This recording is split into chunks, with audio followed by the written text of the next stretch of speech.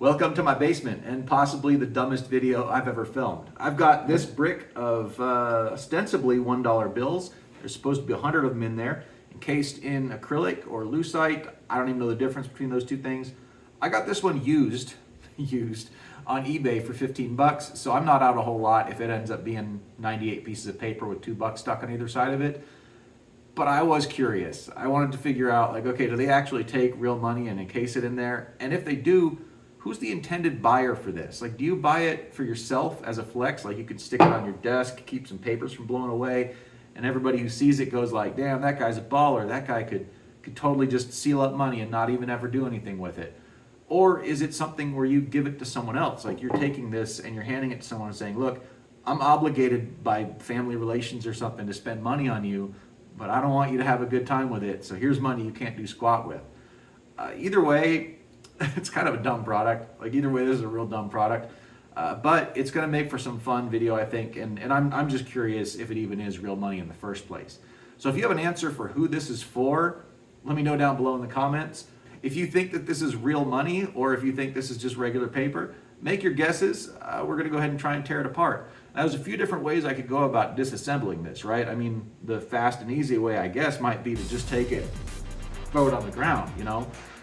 But if it is actually money, it's probably just going to shred the money, I guess, if I'm even strong enough to bust it up.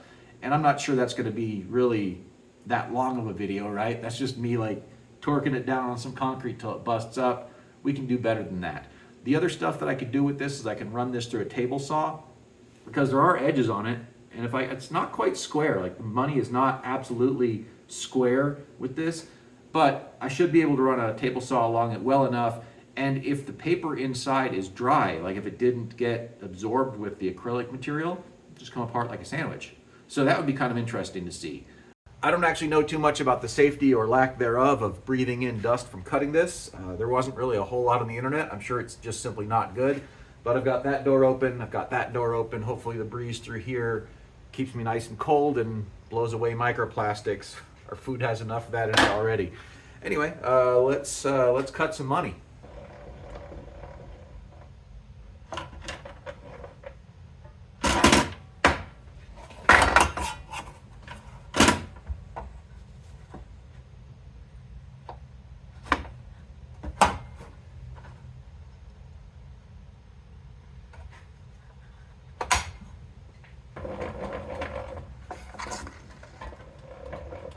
That should do it.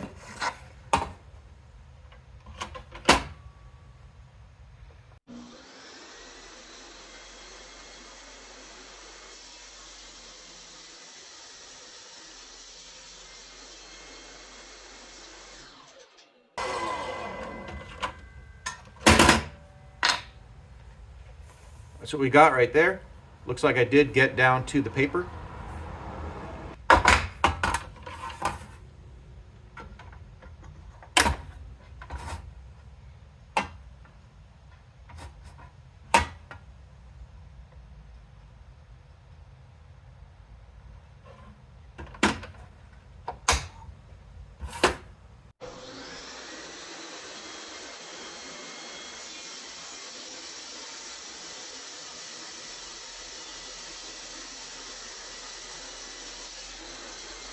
So on this one here, you can see that I actually cut past where I needed to because there's not only, of course, this little bit of residue paper here, but that means that the thickness of the blade also is taken off of it.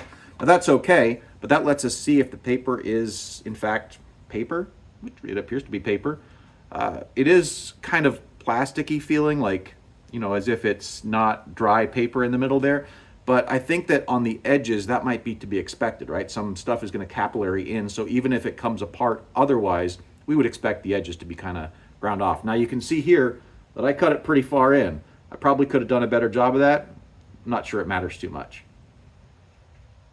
Now to do the sides.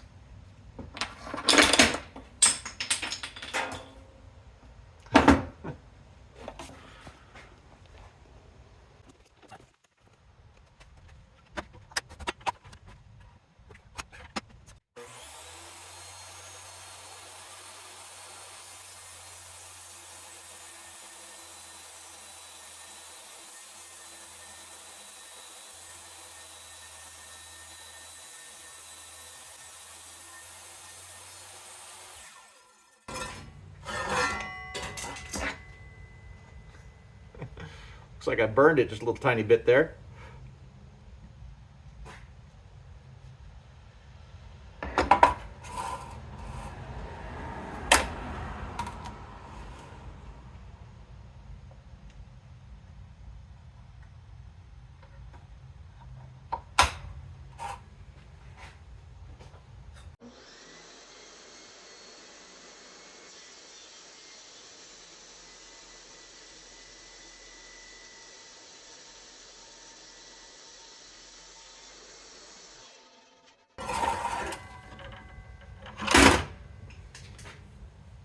So that's a little interesting.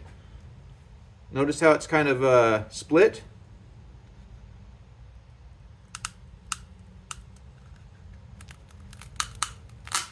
That's paper. and there we go. There's the answer. That's fake.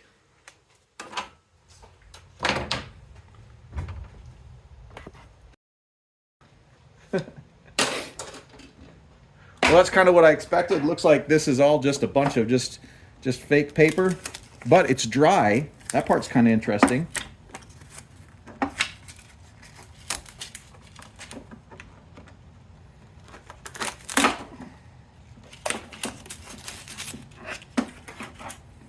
So we do have presumably one very real dollar right there.